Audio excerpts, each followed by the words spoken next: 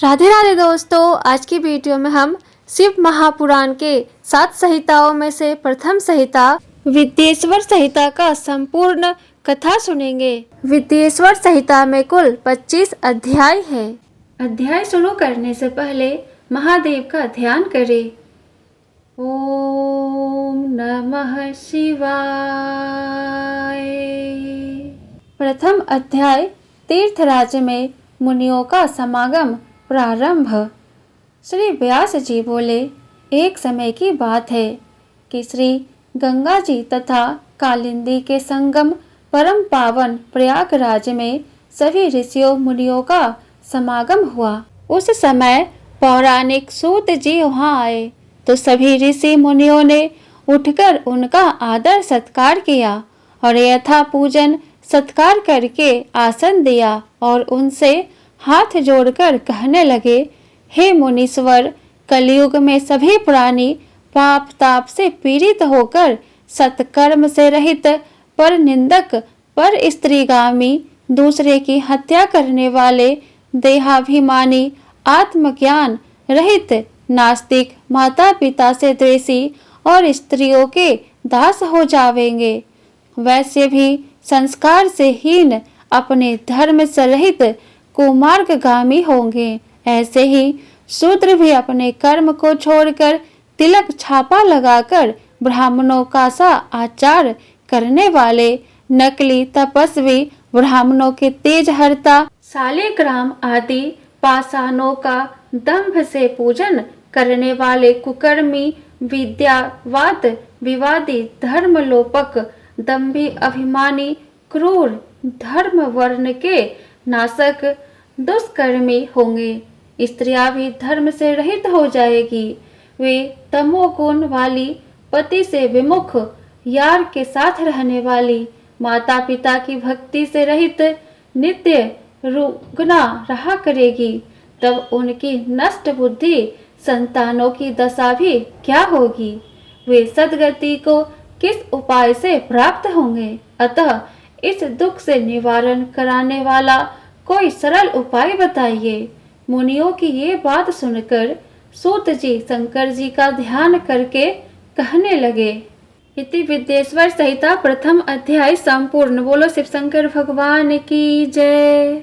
द्वितीय अध्याय श्री शिव पुराण की संहिताओं के भेद प्रारंभ। सूत जी बोले, हे मुनीश्वरों, आपने लोक हितकारी उत्तम प्रश्न किया है। कली के पापों का नाश करने वाला परमार्थदायक यह शिव पुराण वेदांत का भी सर्वस्व है, जिसके पढ़ने सुनने से मुक्ति पद की प्राप्ति होती है।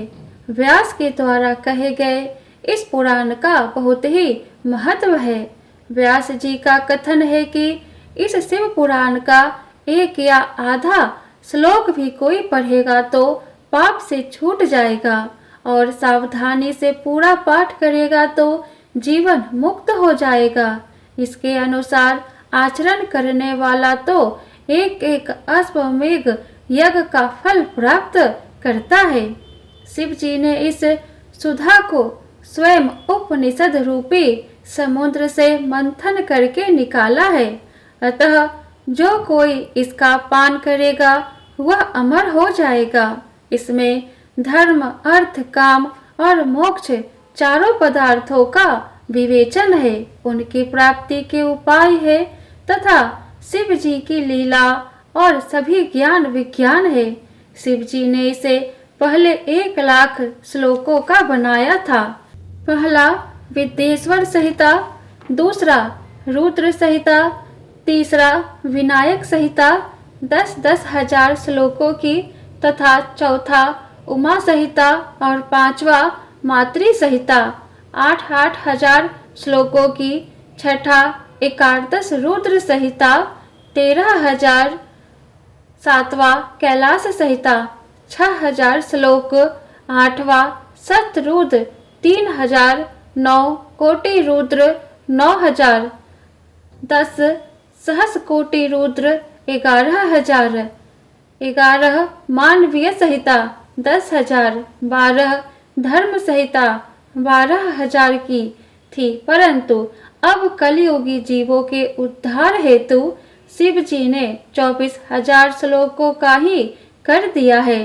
अब इसमें एक विद्येश्वर संहिता, दूसरा रुद्र संहिता, तीसरा शतरुद्र संहिता, चौथा कोटि रुद्र संहिता, पांचवा श्री उमा संहिता, छठा श्री कैलाश संहिता, सातवां वायतीय संहिताएं है। जो सप्त संहितामय शिव पुराण का पाठ करता है वह जीवन मुक्त हो जाता है। यह सब पुराणों में श्रेष्ठ तथा जीवों का कल्याण कारक है। द्वितीय अध्याय संपूर्ण। बोलो शिव शंकर भगवान की जय। तृतीय अध्याय ब्रह्मा जी का उपदेश प्रारंभ।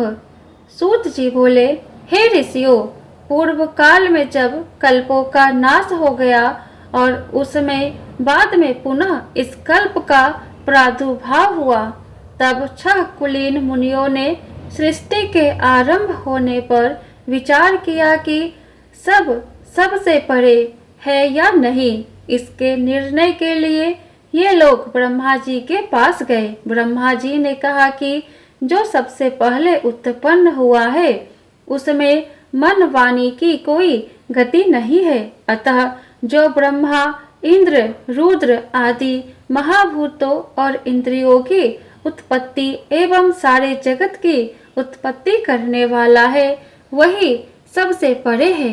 ऐसे सर्वज्ञ जगदीश्वर महादेव जी ही है जो भक्ति के द्वारा दर्शन देते हैं। रुद्र आदि देव भी उनके दर्शनों की अभिलाषा करते हैं। उनके प्रसाद से, भक्ति से ही उनके प्रसाद की प्राप्ति होती है।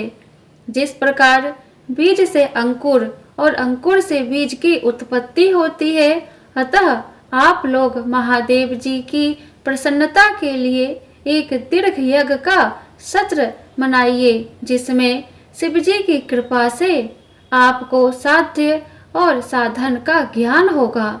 मुनियों ने पूछा, हे भगवान, यह साध्य और साधन क्या है? ब्रह्मा जी ने कहा कि साध्य शिव पद है और साधन उनकी सेवा करना है। वेद विधि से उनकी आराधना करने पर उनकी प्राप्ति होती है। जो जैसा करता है उसे वैसा ही फल मिलता है। कान से सुनना, वचन से कहना तथा मन से मनन करना भी एक महान साधन है, क्योंकि वे महेश्वर सर्वथा ही सुनने, कीर्तन करने तथा मनन करने योग्य है। अतः साध्य तक पहुँचने के लिए साधन पर जुट जाना चाहिए। गुरु के द्वारा शिव योग को प्राप्त करे। पहले कुछ क्लेश अवश्य आ सकता है, परंतु बाद में परमानंद की प्राप्ति होती है। इति तृतीय अध्याय संपूर्ण। बोलो शिव शंकर भगवान की जय। चतुर्थ अध्याय सनत कुमार व्यास संवाद। मुनियों ने पूछा कि ब्रह्मा जी, श्रवण, मनन और कीर्तन क्या है, कैसे किए जाते हैं? ब्रह्मा जी ने कहा, ईश्वर के रूप, गुण, नाम तथा उनकी लीलाओं से अपनी पूजा और जप द्वारा रुचि पैदा करना तथा निरंतर युक्तियों सहित अपने मन को उनके सम्मुख करना मनन कहलाता है। पर ब्रह्मा, महादेव जी अथवा शंभु भगवान के नामों का बार बार उच्चारण करना या जाप करना ही कीर्तन है तथा दृढ़ता से भगवत संबंधी शब्दों का कानों से श्रवण करना ही श्रवण है। सत्संग में बैठकर महादेव जी की कृपा से श्रवण और कीर्तन करके तब उसका मनन करे, यह सर्वोत्तम मनन है। इससे आत्मा पवित्र होती है। सूत जी बोले, हे मुनियों, मैं इस साधन के बारे में एक प्राचीन इतिहास सुनाता हूँ, सो सुनो। एक समय सरस्वती के तट पर मेरे गुरुदेव भगवान व्यास जी तप कर रहे थे। तभी वहाँ सनत कुमार जी ने उनसे आकर पूछा, हे भगवान, शिव जी तो प्रत्यक्ष ही सहायक हैं, फिर आप ऐसा तप क्यों कर रहे हैं? व्यास ने उत्तर में कहा कि मैं मुक्ति के लिए तप कर रहा हूँ। तब सनत कुमार जी बोले, हे व्यास जी, ऐसा ही भ्रम मुझे भी हुआ था। इसी प्रकार मैंने भी मुक्ति के लिए मद्राचल पर तप किया था। तब शिव जी की आज्ञा से नंदीश्वर ने मुझे बताया कि शिव जी के कीर्तन, श्रवण तथा मनन द्वारा ही मुक्ति मिल जाती है। तब मेरा भ्रम दूर हो गया। अतः व्यास जी आप भी ऐसा ही करें। ऐसा बताकर सनत कुमार जी चले गए।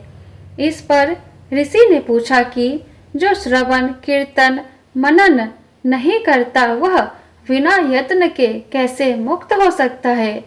कृपा कर यह हमें बतलाइए। इति चतुर्थ अध्याय संपूर्ण। बोलो शिव शंकर भगवान की जय। पांचवा अध्याय लिंगेश्वर परिचय प्रारंभ। सूत जी बोले, हे ऋषियों, आपके प्रश्न के अनुसार यदि पुरुष श्रवण, कीर्तन, मनन ना करे और शिवलिंग की स्थापना कर पूजन करे तो वह संसार सागर से तर जाएगा। मैंने श्री गुरुमुख से सुना है कि शिव जी पर ब्रह्म स्वरूप, निष्फल, कला रहित तथा काल सहित है। इस निष्फल में निराकार लिंग की प्रधानता है। वे सभी कलाओं से युक्त है और साकार निराकार से ही शिव जी ब्रह्मा संयज्ञ भी है। अतः लोग शिव के साकार तथा निराकार दोनों रूपों को पूजते हैं।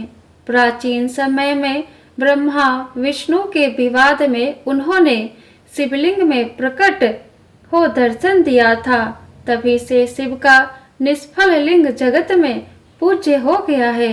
इससे कल्याण, भोग और मोक्ष की प्राप्ति होती है। पांचवा अध्याय संपूर्ण।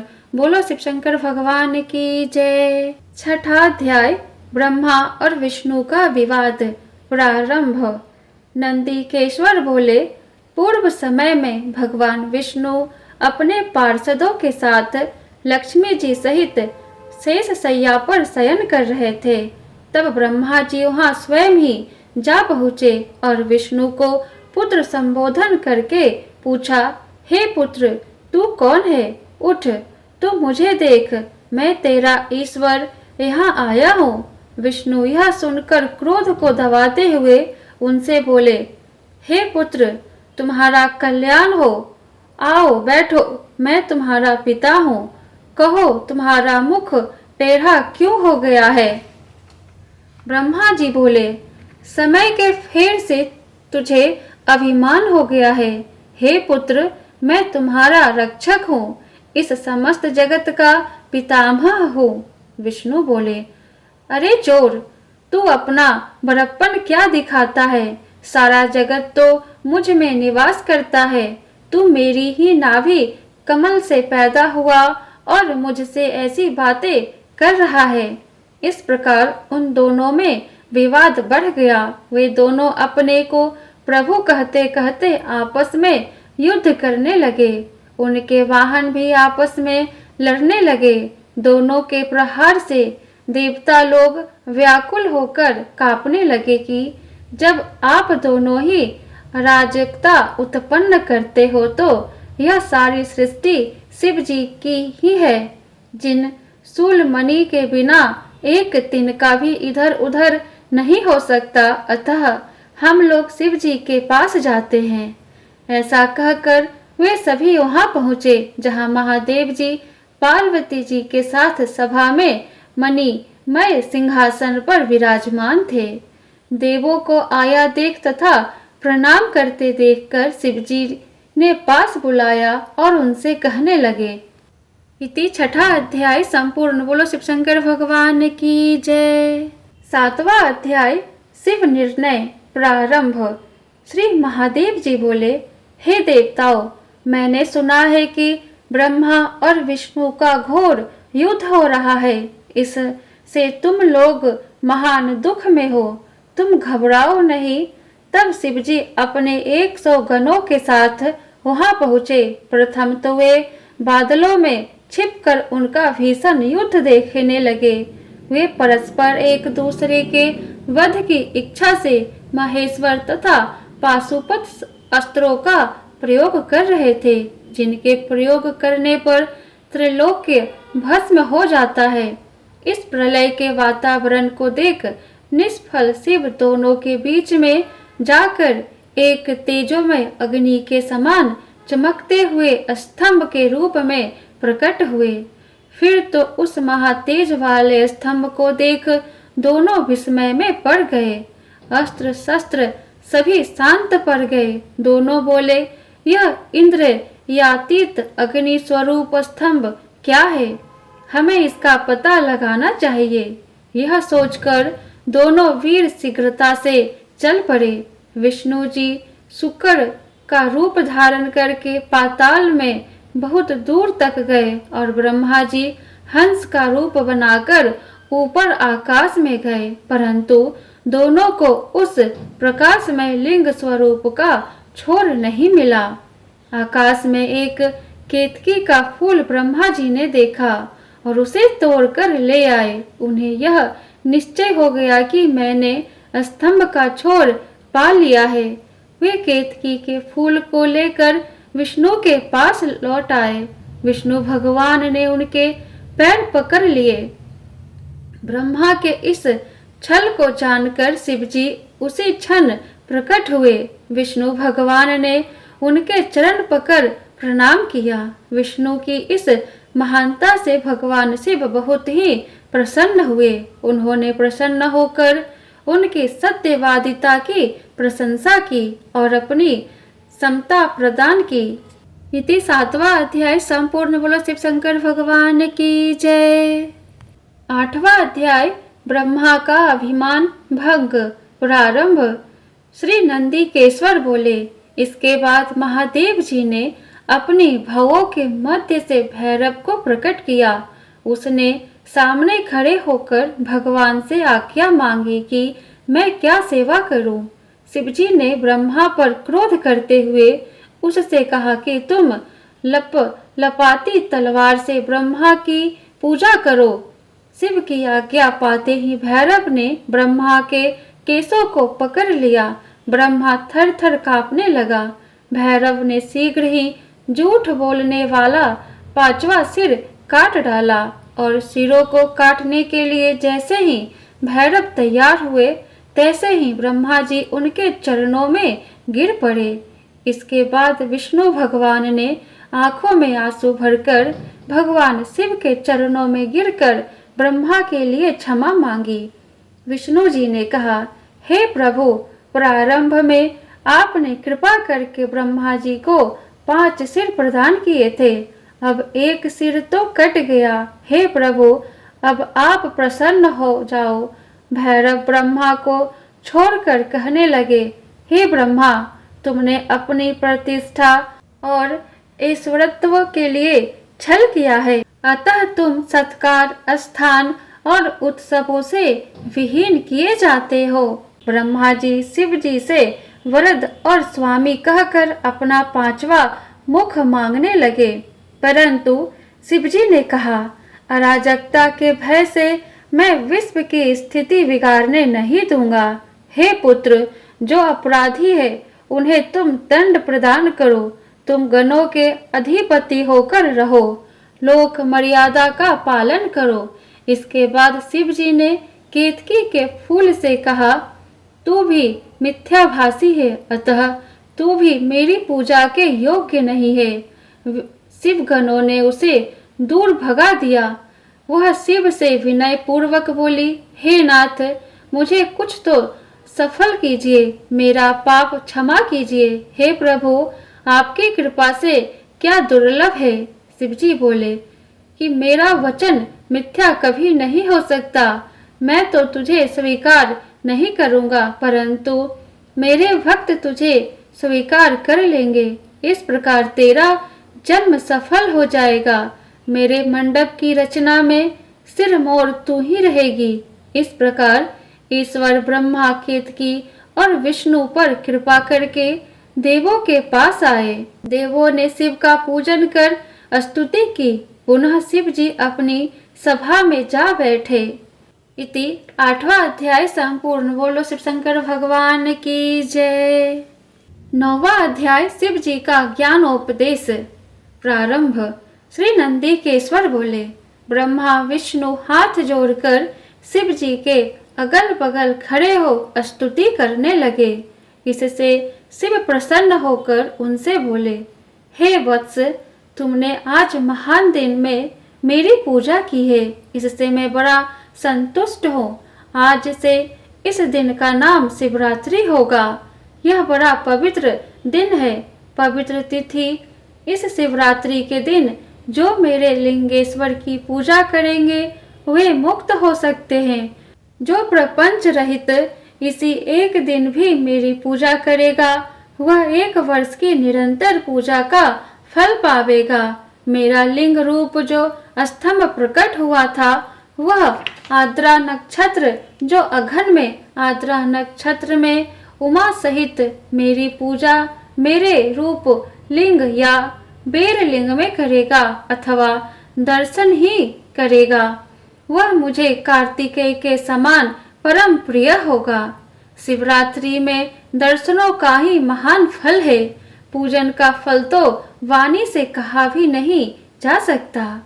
तुम दोनों की युद्ध भूमि में जहाँ मेरा लिंग प्रकट हुआ है वह अरुणाचल के नाम से प्रसिद्ध होगा। यहाँ पर शरीर छोड़ने वालों की मुक्ति अवश्य हो जाएगी। जो मुझ परमेश्वर की लिंगेश्वर रूप में पूजा करेंगे उन्हें चारों प्रकार की मुक्ति प्राप्त होगी। इति 9वां अध्याय संपूर्ण। बोलो शिव शंकर भगवान की जय। 10वां अध्याय ब्रह्मा विष्णु को शिव उपदेश प्रारंभ। यह सुनकर ब्रह्मा और विष्णु जी बोले, हे प्रभु, हमें सर्ग आदि के पंचकृत्य का लक्षण सुनाओ। शिव जी बोले, यद्यपि मेरे सभी कार्य ज्ञान गृहा है तथापि मैं तुम्हें सुनाता हूँ। हे पुत्रों, सृष्टि स्थिति संहार तिरोभाव और अनुग्रह ये मेरे 5 प्रकार के कर्म जगत में नित्य सिद्ध है। इनमें संसार के प्रारंभ करने को सर्ग कहा गया है, उसको स्थिर रखने को स्थिति, नष्ट करने को संहार कहा है, इधर उधर बदलने को तिरोभाव तथा संसार से मुक्ति का नाम अनुग्रह है। ये मेरा पंचकृत्य है।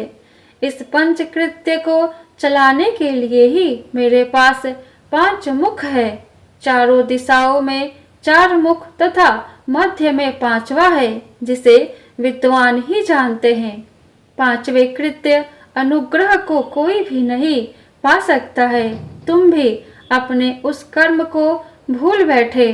तुम में मूर्ता आ गई थी। अब तुम चाहते हो तो मेरा ओमकार नाम का मंत्र जपो, जिससे तुम में अभिमान नहीं रहेगा। तब शिवजी ने ब्रह्मा विष्णु को उत्तर की ओर मुख करके इसका उपदेश किया कि तब ब्रह्मा विष्णु दोनों ने नमस्कार करके स्तुति की। हे सर्वेश, आपको नमस्कार है। हे संसार के बनाने वाले 5 मुख वाले, आपको प्रणाम है। गुरुदेव शिव ने प्रसन्नता पूर्वक कहा, हे पुत्रों, तुमको मैंने सभी तत्वों का वर्णन करके मंत्र भी बतला दिया। इसे जप कर मुझे प्रत्यक्ष जान सकोगे। यह मंत्र भाग्य विधायक और ज्ञान देने वाला है। इससे मेरे पद की प्राप्ति होती है। ऐसा उपदेश करके शंकर जी वहां से अंतर ध्यान हो गए। इति 10वां अध्याय संपूर्ण। बोलो शिव शंकर भगवान की जय। 11वां अध्याय शिवलिंग स्थापना विधि प्रारंभ। सूत जी बोले, हे ऋषियों, गंगा आदि पवित्र नदियों के तट पर अथवा जैसी जहाँ इच्छा हो वैसे ही लिंग स्थापना करनी चाहिए। उनका पूजन नित्य होता रहे ऐसा सोच लेना चाहिए। पृथ्वी संबंधी द्रव्य जल से निर्मित अर्थात धातु आदि से बने शिवलिंग की स्थापना इच्छा अनुसार करे। चल मूर्ति छोटी अचल बड़ी बनानी चाहिए। शिव जी के लक्षणों से युक्त सिंहासन पर मूर्ति को पधरावे। मिट्टी, पत्थर और लोहा आदि के साँचे से इन्हीं धातुओं का 12 अंगुल का लिंग बनाना चाहिए। लिंग या मूर्ति दोनों ही की पूजा शिव पद को देने वाली है। कोई कोई भक्त शिव की गोद में उमा को बैठाकर उनकी पूजा करते हैं। गुरु से जानकर स्नान आदि करके भस्म लगाकर नवेद से शिव पूजन करे। पंचाक्षर मंत्र के जप में प्रणव लगाना चाहिए। फल प्राप्ति के लिए गुरु से दीक्षा अवश्य ले ले। गुरु ज्ञानी तथा ब्राह्मण होना चाहिए। ब्राह्मण को नमः शब्द पहले बोलना चाहिए। ओम नमः शिवाय और वर्ण नमः शब्द अंत में कहे। ओम शिवाय नमः। ब्राह्मण की स्त्री नमः पहले ही लगावे। जो 5 करोड़ मंत्र जप ले वह सदा शिव रूप हो जाता है। ब्राह्मण नित्य 1008 गायत्री जपे तथा वैदिक सूक्त का जप करे। ओमकार को 1000 बार जपने पर मनोरथ की सिद्धि होती है। शिव क्षेत्र में 100 गुना फल देता है।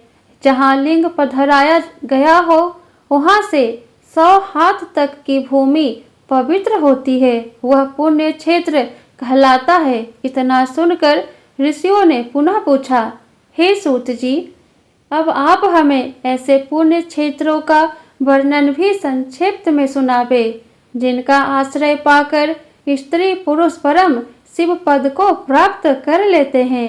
इनका आगमन कैसे हुआ यह भी बताने की कृपा करे। इति 11वां अध्याय संपूर्ण। बोलो शिव शंकर भगवान की जय। 12वां अध्याय शिव क्षेत्र वर्णन प्रारंभ। गंगा आदि नदियों के तट पर अनेक तीर्थ है। सरस्वती नदी भी बड़ी पवित्र है। इसके तट पर निवास करने वाला ब्रह्म पद को पाता है। हिमालय से निकलने वाली गंगा जी 100 मुख वाली है तथा पतित पावनी है।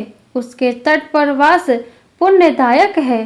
काशी आदि अनेक पुण्य क्षेत्र है, वहाँ निवास करना चाहिए। सोनभद्र के तट पर स्नान व्रत आदि करने पर गणेश पदवी को पाता है।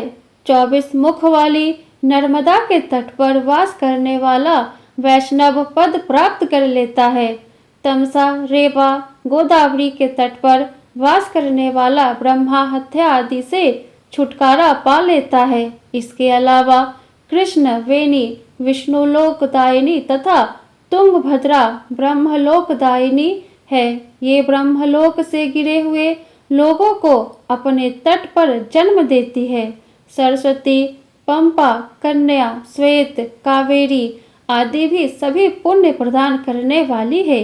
ये भी क्षेत्र शिव लोक देने वाले तथा अभिष्ट फल देने वाले हैं। इसमें स्नान, ध्यान, जप, तप करने से महान पुण्य की प्राप्ति होती है। 12वां अध्याय संपूर्ण। बोलो शिव शंकर भगवान की जय। 13वां अध्याय सदाचार विवेचन प्रारंभ।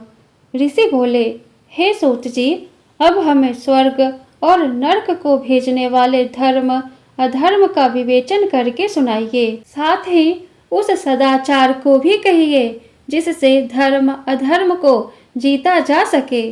सूत जी बोले, हे ऋषियों, सभी वर्णों के लोगों को चाहिए कि वे सूर्योदय से पूर्व उठकर अपने इष्ट देव का ध्यान करें।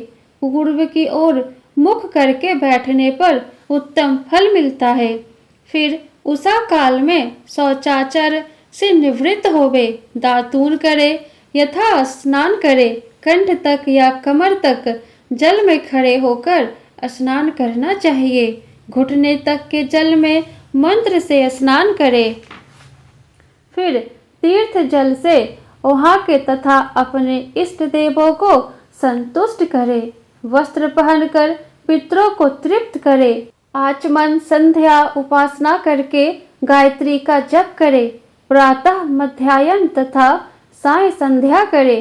पश्चिम की ओर मुख करके साय संध्या करे उंगलियों के छिद्रों से सूर्य को अस्त होता हुआ देखे, प्रदक्षिणा कर शुद्ध आचमन करे, अपने उपार्जित धन को 3 भाग करके व्यय करे, धर्म, वृद्धि तथा भोग। धर्म से चित्त को बढ़ावे, बचत का कोष नियत करे, पीड़ा ना हो इस प्रकार थोड़े में निर्वाह करे। ऋषि कर्म के धन में से 10वां भाग दान कर दे, व्यापार के धन का 6ठा भाग दान करे। यथाशक्ति याचकों को दान देना चाहिए, दूसरे के दोषों को ना देखे तथा क्रोध को उत्पन्न करने वाली बात किसी के प्रति ना कहे। प्रातः, साय, संध्या और अग्नि होम करना चाहिए, सूर्य की वंदना करनी चाहिए। इति 13वां अध्याय संपूर्ण। बोलो शिव शंकर भगवान की जय। 14वां अध्याय यज्ञ आदि की विवेचना प्रारंभ। ऋषि बोले, हे सूत जी, अब आप कृपा करके अग्नि यज्ञ, देव यज्ञ, ब्रह्म यज्ञ, गुरु पूजा तथा ब्रह्म तृप्ति को क्रम से कहिए। सूत जी बोले, अग्नि में द्रव्य युक्त हवन करना ही अग्नि यज्ञ है। यह अग्नि यज्ञ कई प्रकार के हैं। एक तो अग्नि में समिधा द्वारा हवन करना, दूसरा विवाह होने तक ब्रह्मचार्य व्रत रखना भी अग्नि यज्ञ है। विवाह के बाद सुबह शाम दोनों समय हवन करना चाहिए। वनवासी यति लोग अपनी आत्मा में ही अग्नि आरोपण करके प्रातः साय सूक्ष्म भोजन के द्वारा ही अग्नि यज्ञ कर लेते हैं। विवाह के समय की अग्नि को सुरक्षित रखना चाहिए। ब्राह्मण देव तृप्ति के लिए एक बार ही अग्नि में यज्ञ करे, फिर शेष समय में वेद का अध्ययन करे। प्रारंभ में महादेव जी ने रविवार को बनाया और पुनः सप्ताह के 6 दिनों को बनाया। उनकी पूजा तथा फल भी नियत किया। पाप शांति के लिए रविवार के दिन की पूजा उत्तम है।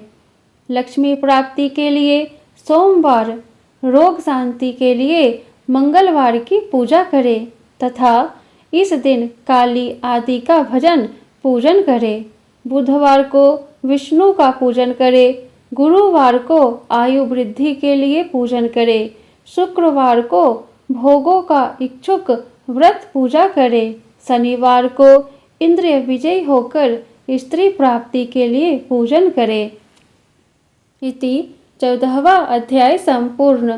बोलो शिव शंकर भगवान की जय। 15वां अध्याय स्थान काल निरूपण प्रारंभ। ऋषि बोले, हे सर्वज्ञ सूत जी, अब आप पूजा के योग्य स्थान व काल का निरूपण कीजिए। सूत जी बोले, देव आदि यज्ञ में शुद्ध गृह बराबर फल देने वाला होता है। उससे 10 गुना गौओं को बांधने वाली जगह, उससे 10 गुना जल का किनारा, उससे 10 गुना बेल का वृक्ष, पीपल की जड़, गंगा, गोदावरी, कावेरी कही गई है। उनका तट परम उत्तम होता है, उससे 10 गुना पर्वत की चोटी पर होता है। सबसे श्रेष्ठ तो वह जगह है जहाँ मन रमे। शुद्ध हृदय से किया हुआ कर्म सर्वत्र और सब काल में पुण्य देने वाला होता है। संक्रांति और ग्रहण में तो 10 गुना फल और बढ़ जाता है। तपोनिष्ठ योगी यति की पूजा करनी चाहिए। ब्राह्मण तो पूजा का पात्र है।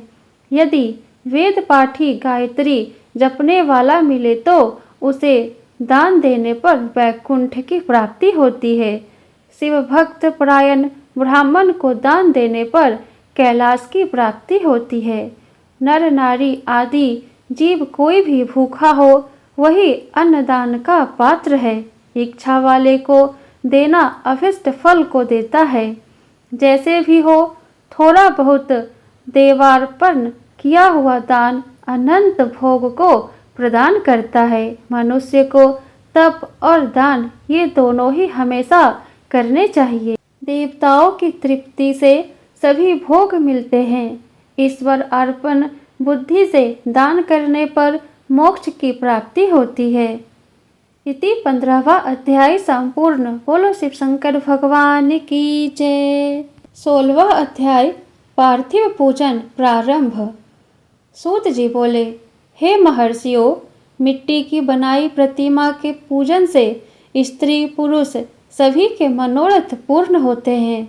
इसके लिए नदी, तालाब, कुआं या जलाशय के भीतर की मिट्टी लाकर सुगंधित दवा का चूर्ण मिलाकर श्रेष्ठ मंडप में बैठकर दूध डालकर अपने हाथ से सुंदर प्रतिमा बनाकर पूजन करे।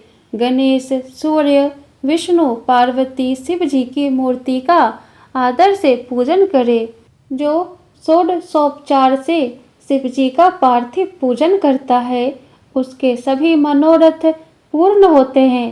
किसी के द्वारा स्थापित शिवलिंग पर 3 सेर नैवेद्य चढ़ावे और स्वयं प्रकट लिंग पर 5 सेर नैवेद्य चढ़ावे। ऐसा पूजन करने वाला ब्राह्मण सत्यलोक को जाता है। 12 अंगुल चौड़ा तथा 25 अंगुल लंबा लिंग का प्रमाण है। इनके अभिषेक से आत्मबुद्धि, गंध से पुण्य की प्राप्ति, नैवेद्य से आयु और तृप्ति होती है। धूप देने से धन की प्राप्ति होती है। दीप से ज्ञान और तांबूल से भोगों की प्राप्ति होती है। अतः स्नान आदि 6 प्रकार से यत्न पूर्वक पूजन करना चाहिए। नमस्कार और जप दोनों सभी अभिष्ट सिद्धिदायक है। अतः पूजा के अंत में यह अवश्य करे, क्योंकि इनसे भोग और मोक्ष दोनों की प्राप्ति होती है। मानसिक पूजन में भी इसे अवश्य करे। इति 16वां अध्याय संपूर्ण। बोलो शिव शंकर भगवान की जय। 17वां अध्याय प्रणव पंचाक्षरों का महात्म्य प्रारंभ। प्रकृति से उत्पन्न हुआ संसार तो 9 का स्वरूप है, इसलिए विद्वान पंडित इसे प्रणव कहते हैं। प्र, पंच, न, नहीं और व तुम में, अर्थात तुम में प्रपंच नहीं है।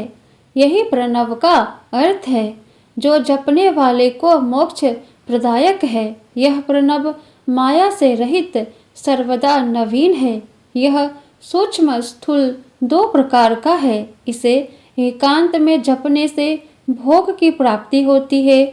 जो 36 करोड़ जप लेता है उसे योगी कहते हैं। यह अकार, उकार तथा मकार, बिंद और नाद के सहित तथा शब्द काल कला से युक्त है, अर्थात असम इन 3 दीर्घ अक्षरों और मात्राओं से युक्त प्रणव होता है। यह योगियों के हृदय में निवास करता है।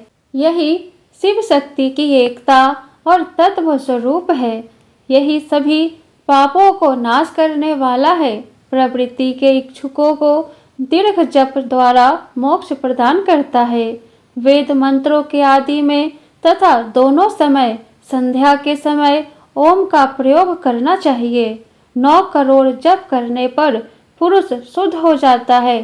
पंचभूतों के निमित्त भी प्रत्येक के लिए 9 करोड़ जप करना चाहिए। जितेंद्रिय पुरुष 5 करे जप करने पर शिवलोक को जाता है।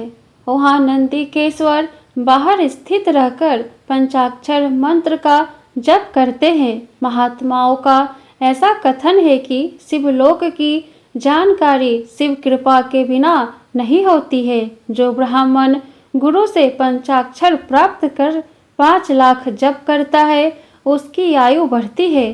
स्त्री तत्व से छूटकर तथा क्षत्रिय तत्व से छूटकर ब्राह्मण हो जाते हैं। वैश्य क्षत्रिय हो जाता है। शूद्र केवल 25,000 जप से ही शुद्ध हो जाता है। यह मंत्र शिव स्वरूप है। जो इसे धारण कर लेता है वह शिव स्वरूप हो जाता है। शिव शक्ति की पूजा विद्वानों को आनंद प्रदायक है। इस अध्याय के पढ़ने से शिव की अद्भुत कृपा होती है तथा सिद्धि प्राप्त होती है। इति 17वां अध्याय संपूर्ण। बोलो शिव शंकर भगवान की जय।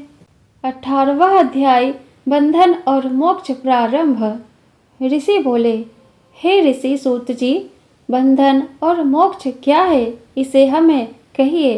सूत जी बोले, प्रकृति के 8 बंधन है, उनके कारण ही आत्मा की जीव संज्ञा हुई है। इनसे छूटना ही मुक्ति है।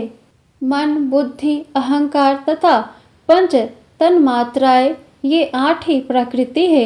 इन्हीं 8 से यह देह है। इन्हीं से सभी कर्म है। देह से कर्म, कर्म से देह, यही बारंबार चक्र चलता रहता है। स्थूल, सूक्ष्म और कारण, ये 3 प्रकार के शरीर होते हैं। स्थूल शरीर व्यापार करता है, सूक्ष्म इंद्रियों को भोग करता है तथा कारण शरीर आत्मा के उपभोग के लिए है। इन्हीं से सुख दुख की प्राप्ति होती है। जीव कर्म रूप डोर से बंधकर 3 देह युक्त चक्रवत घूमता रहता है। जब चक्रकर्ता शिव का पूजन करे तो इससे दूर हो सकता है। वे ही 8 को वश में किए हुए हैं। जो शिव की मूर्ति या लिंग का पूजन करते हैं, उन पर महेश निश्चित प्रसन्न होते हैं। लिंग तो अनेक है, परंतु स्वयं भूलिंग, बिंदुलिंग, प्रतिष्ठित लिंग तथा 4 लिंग एवं 5वां गुरुलिंग है। इनकी पूजा करनी चाहिए। शिव भक्त को अपवित्रता तथा सूतक नहीं लगते। प्रथम गणेश पूजन करके शिव का पूजन नित्य करना चाहिए। शिव पूजन से दैहिक, दैविक और भौतिक ताप शांत हो जाते हैं। इति 18वां अध्याय संपूर्ण। बोलो शिव शंकर भगवान की जय। 19वां अध्याय पूजा वेद प्रारंभ। महर्षि बोले, हे सूत जी, आप धन्य हैं। आपने शिवलिंग की महिमा को हमें समझाया। अब आप पार्थिव महेश्वर की महिमा को हमें कहिए, जो कि आपने व्यास जी से सुनी है। सूत जी बोले, हे ऋषियों, मैं तुम्हारी भक्ति और अपने सत्कार से प्रसन्न हूँ। तुम्हें पार्थिव लिंग की महिमा को सुनाता हूँ, सो सुनिए। हे विप्रो, पार्थिव लिंग सब लिंगों में श्रेष्ठ कहा गया है। इसके पूजन से अनेक लोग सिद्ध हो गए हैं। ब्रह्मा, विष्णु, सुर, असुर, गंधर्व सभी इससे सिद्धि को प्राप्त हुए हैं। सतयुग में रत्न का, त्रेता में स्वर्ण का, द्वापर में पारे का तथा कलयुग में पार्थिव लिंग श्रेष्ठ होता है। पार्थिव मूर्ति के पूजन करने पर तप से भी अधिक फल की प्राप्ति होती है। जैसे सभी नदियों में गंगा जी सर्वश्रेष्ठ हैं, उसी प्रकार सभी लिंगों में पार्थिव लिंग श्रेष्ठ है। मंत्रों में ओमकार महान है, वर्णों में ब्राह्मण श्रेष्ठ है, पुरियों में काशी श्रेष्ठ है, व्रतों में शिवरात्रि व्रत सर्वोत्तम है, शक्तियों में शिव शक्ति श्रेष्ठ कही है। इसी प्रकार लिंगों में पार्थिव लिंग सर्वश्रेष्ठ है। जो पार्थिव लिंग बनाकर नित्य जीवन प्रयत्न पूजन करता है, वह शिवलोक का भागी होता है। जो ब्राह्मण होकर पार्थिव पूजन नहीं करता, वह दारुण शूल नामक नरक में जाता है। अतः कोई भी लिंग हो, उसे अच्छी तरह बनाकर पूजन करना चाहिए। इति 19वां अध्याय संपूर्ण। बोलो शिव शंकर भगवान की जय। 20वां अध्याय पार्थिव पूजन विधि प्रारंभ। सूत जी बोले, अब वैदिक भक्ति पूरक पार्थिव पूजन को कहता हूँ। वेद सूक्तों की विधि से स्नान करके, विधि पूर्वक संध्या करके, ब्रह्म यज्ञ करके फिर तर्पण करना चाहिए। सभी नित्य कर्म करके भस्म और रुद्राक्ष धारण करना चाहिए। फिर वेदोक्त विधि से पार्थिव लिंग की पूजा करे। किसी नदी पर, पर्वत पर, जंगल में, शिवालय में या पवित्र देश में पार्थिव पूजन करे। शुद्ध देश की मृतिका को जल से शुद्ध करे तथा पिंड बनाकर वेदोक्त विधि से लिंग बनावे। ओम नमः शिवाय मंत्र से पूजा की सामग्री का शोधन करना चाहिए। भूर्सी इस मंत्र से क्षेत्र पवित्र करे। आयुष्मान से जल का शोधन करे। नमस्ति रुद्र इस मंत्र से स्फटिक बंद करे। नमः संभवाय से क्षेत्र शुद्ध करके नमः पूर्वक पंचामृत प्रोक्षण करे। नमोल ग्रीवाय इस मंत्र से लिंग की प्रतिष्ठा करे। एतत् रुद्राय से आसन प्रदान करे। नमोम हंताय से आवाहन करे। फिर भक्ति पूर्वक वैदिक सूक्त से षोडशोपचार पूजन करे। अनेक छंदों द्वारा महादेव जी का स्तवन करे। फिर साष्टांग दंडवत करे। विद्वान पुरुष यथोक्त विधि से प्रदक्षिणा करे। फिर प्रणाम करके नम्रता पूर्वक विसर्जन करे। ऐसा करने वाला शिव भक्त अपनी संपूर्ण कामनाओं की सिद्धि प्राप्त करता है। 20वां अध्याय संपूर्ण। बोलो शिव शंकर भगवान की जय। 21वां अध्याय शिवलिंग की संख्या प्रारंभ। सूत जी बोले, हे ऋषियों, पार्थिव लिंगों की संख्या कामना के अनुसार कही गई है। विद्यार्थी 1000 पार्थिव पूजन करे। धन का इच्छुक 500 पार्थिव लिंग बनाकर पूजन करे। पुत्र का इच्छुक 1500 पार्थिव पूजन करे। वस्त्र का चाहने वाला 500 पूजन करे। मोक्ष को चाहने वाला 1 करोड़, भूमि का 1000, दया का 3000, तीर्थ की कामना वाला 2000 पूजन करे। इसी प्रकार जैसी जिसकी कामना हो उसी के अनुसार वेदोक्त विधि से उतनी संख्या में पार्थिव पूजन करे। पार्थिव की पूजा करोड़ों यज्ञ का फल देने वाला है। जिसका समय बिना शिवलिंग पूजन के बीतता है वह दुरात्मा है। लिंग का पूजन करने से संपूर्ण स्थावर जंगम पूजित हो जाते हैं। संसार से तरने का इससे सुंदर दूसरा उपाय नहीं है। भस्म के अभाव में मिट्टी का त्रिपुंड धारण करके पूजन करना चाहिए। रुद्राक्ष की माला तथा बेलपत्र के बिना पूजन नहीं करे। इति 21वां अध्याय संपूर्ण। बोलो शिव शंकर भगवान की जय। 22वां अध्याय शिव नवेद और बिल्व महात्म्य प्रारंभ। हे मुनियों, शिव जी का अनन्य भक्त, दृढ़ निश्चय वाला, पवित्र तथा सत्यव्रती शिव नवेद भक्षण न करने की भावना ही नहीं रखता। शिव के नवेद को देखकर तो पाप दूर भाग जाते हैं। उसे भक्षण करने पर अनेकों पुण्य प्राप्त होते हैं। उसे अरबों यज्ञ से भी अधिक शिव सायुज्य की प्राप्ति होती है। जिसके घर में शिव नवेद का प्रचार होता है उसका सारा घर ही पवित्र है।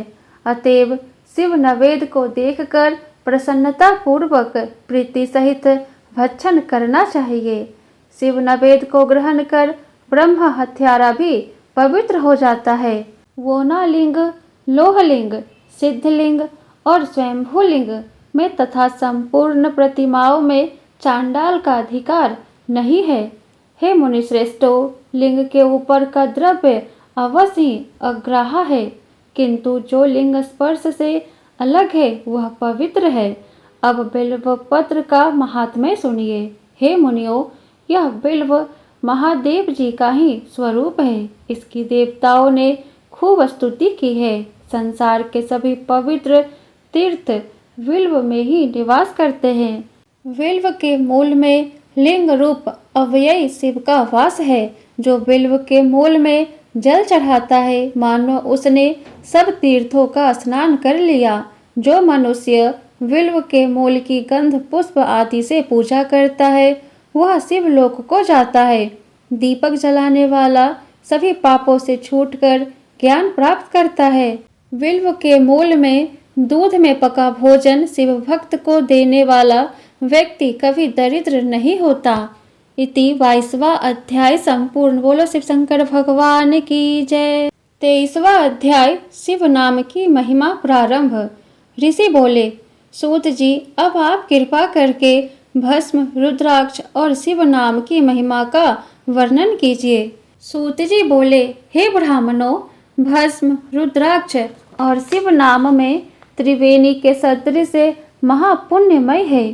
शिव नाम गंगा जी, भस्म नाम यमुना जी और रुद्राक्ष नाम सरस्वती जी, यह तीनों पाप नाशक है। अतः यह तीनों रूप धारण करने चाहिए। यह महात्म्य वेद शास्त्रों में भी गूढ़ है। शिव नाम दावाग्नि है, महापाप पर्वत है। शिव नाम की दावाग्नि से ये महापातक नामक पर्वत नष्ट हो जाते हैं। ब्रह्म हत्यादि महान पाप से राशियां नष्ट हो जाती है, संसार सागर से तर जाते हैं। जिसके अनग नित्य भस्म से पवित्र रहते हैं और आदर से शिव नाम का जप करता है, वह घोर संसार सागर से तर जाता है।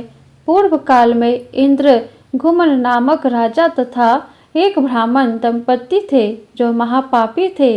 इन दोनों की शिव नाम की महिमा द्वारा सदगति हुई थी। इति 23वां अध्याय संपूर्ण। बोलो शिव शंकर भगवान की जय। 24वां अध्याय भस्म की महिमा प्रारंभ। सूत जी बोले, सर्व मंगलों को देने वाली भस्म दो प्रकार की होती है, एक महाभस्म तथा दूसरी स्वलप भस्म। श्रोत, स्मृति तथा लौकिक तीन प्रकार की महाभस्म होती है। इसमें श्रोत स्मृति भस्म तो ब्राह्मण के लिए है तथा अन्य सभी को लौकिक भस्म है। ब्राह्मण भस्म को मंत्र सहित धारण करे, अन्य वैसे ही धारण कर ले। उपलों की सिद्धि की गई राख तथा यज्ञ की राख भस्म है, वह त्रिपुंड लगाने योग्य है। भस्म रमाकर त्रिपुंड धारण करके जप आदि करना चाहिए। भस्म तथा त्रिपुंड धारण कर जो यज्ञ आदि कर्म जप तप पूजन आदि करते हैं, वे काल को भी अपने वश में कर सकते हैं। जो ब्राह्मण होकर त्रिपुंडधारी नहीं, उसकी सभी पूजादि निष्फल है। वानप्रस्थादि अधिष्ठित तथा कन्याएं मध्याह्न में जल में मिलाकर या सूखी भस्म रोज धारण करे, इससे शिव की भक्ति तथा मुक्ति मिलती है। बीच की अंगुली अनामिका तथा छोटी अंगुली के 3 रेखा वाला भ्रुकुटी के मध्य एवं समाप्ति तक जितना विस्तार है, उतना त्रिपुंड धारण करना चाहिए। सभी शरीर के भागों में धरा, सोम, पृथ्वी, वायु आदि का नाम लेकर त्रिपुंड धारण करना चाहिए। ब्रह्मा, विष्णु, रुद्र की उत्पत्ति करने वाला परमात्मा शंकर का ध्यान स्मरण करता हुआ ओम नमः शिवाय मंत्र से त्रिपुंड धारण करे।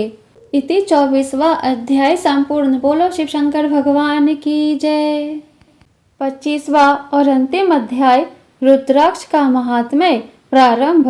सूत जी बोले, हे महाभाग सौनक, रुद्राक्ष भगवान शंकर को परम प्रिय है। इसे धारण करने तथा इसे जपने पर समस्त पाप दूर हो जाते हैं। इसकी महिमा स्वयं शिवजी ने पार्वती जी को सुनाई थी, उसको ही मैं तुम लोगों को सुनाऊंगा। शिवजी पार्वती जी से बोले, हे देवी, पूर्व काल में मैंने मन को एकाग्र करके दिव्य सहस्त्र वर्षों तक तपस्या की। उससे मुझे कुछ भय सा लगा, तभी मैंने भय से नेत्र खोल दिए। उस समय मेरे नेत्रों से आंसू की बूंदें गिरने लगी। उन्हीं बिंदुओं से गौर देश से लेकर मथुरा, अयोध्या, काशी, मलयाचल तथा सहस्त्र पर्वत आदि देशों में रुद्राक्ष वृक्ष उत्पन्न हो गए। तभी से इसकी महिमा बढ़ गई। वेदों ने भी इसकी महिमा कही है। सभी वर्ण वाले इनकी माला धारण करे। सफेद, लाल, काले, पीले आदि रंग के रुद्राक्ष क्रमशः धारण करे। जप करने में इसकी माला विशेष फलदायक है। गोल, चिकना, मजबूत, कांटेदार, मोटा रुद्राक्ष मनोरथ साधक और मुक्ति देने वाला है। हे देवी, रुद्राक्ष मुझे अधिक प्रिय है। सभी वर्ण वाले, सभी आश्रम वाले स्त्री तथा शूद्र भी इस कल्याणकारी माला को धारण करे।